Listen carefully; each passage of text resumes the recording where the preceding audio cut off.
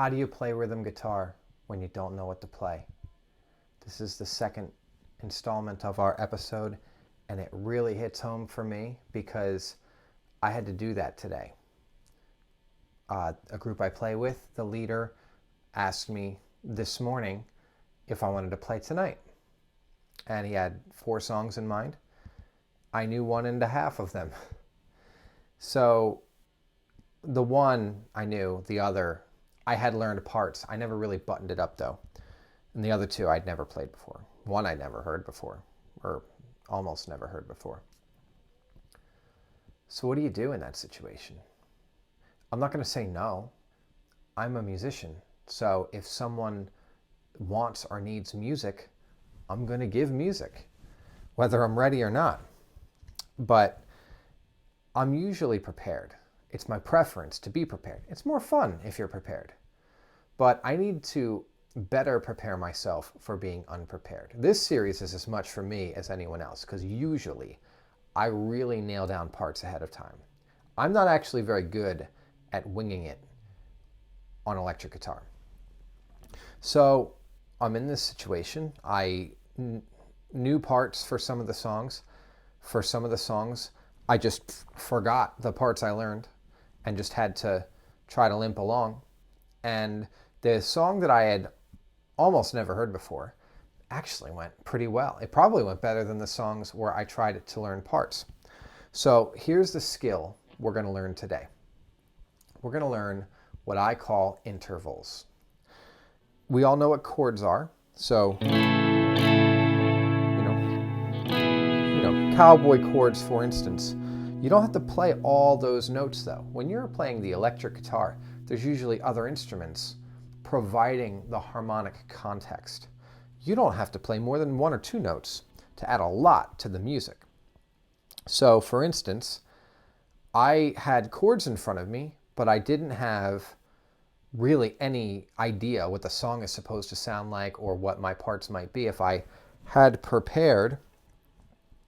So I can always default to cowboy chords, but it wasn't going to fit. It would have been too much harmonic action coming from my guitar. 2, it would have basically been doing what the acoustic guitar is doing.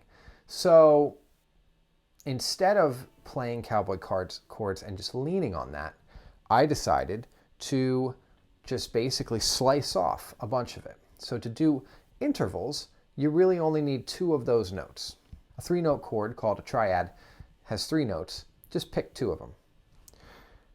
For instance, I was playing in open position with a capo, and I decided to just go ahead and play the top 2 strings. I didn't worry about the 3rd, 4th, 5th, or 6th string at all. It was like my guitar only had 2 strings, and that made it a lot easier, didn't it? So I played basically a G, if you imagine a G, but only the top 2 strings. The next chord was a D, relative to my capo, of course. There's a D, but I just played the top 2 strings. And then it was a C, but only the top 2 strings.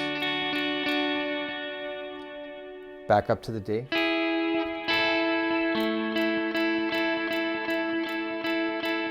That's it. It added so much to the music. I wasn't the star of the show, but I really wasn't supposed to be in this context. And then once you get comfortable, you can decorate a little bit.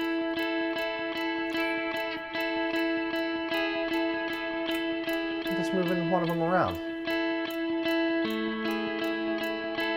If you accidentally hit another string, don't worry about it. Just act like you meant to.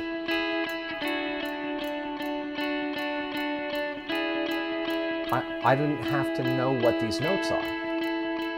All I had to know what the chords are. I had the chords on a tablet in front of me, so I basically was doing this.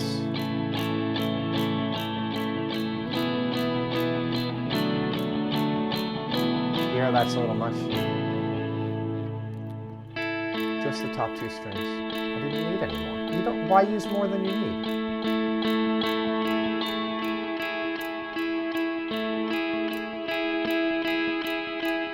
That's a really easy trick. Now, I don't have to do it in first position. I could do it up higher on the neck. Let's see, what would be a D?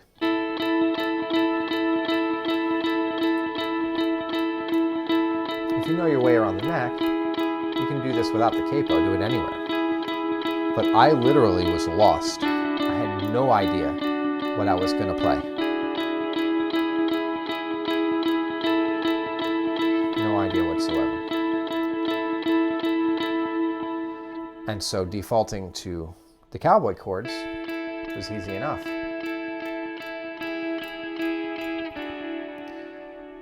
Try it. Put on a song that you've almost never heard before. Look up the chords, and then just find 2 notes you can play with each chord. If you can't do that, try it with 1 note. It would have worked. Let me play with the recording for you.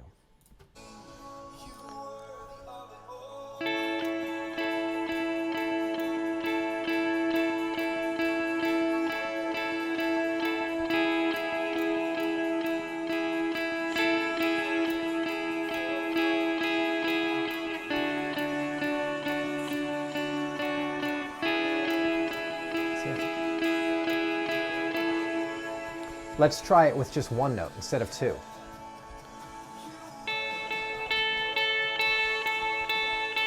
It works.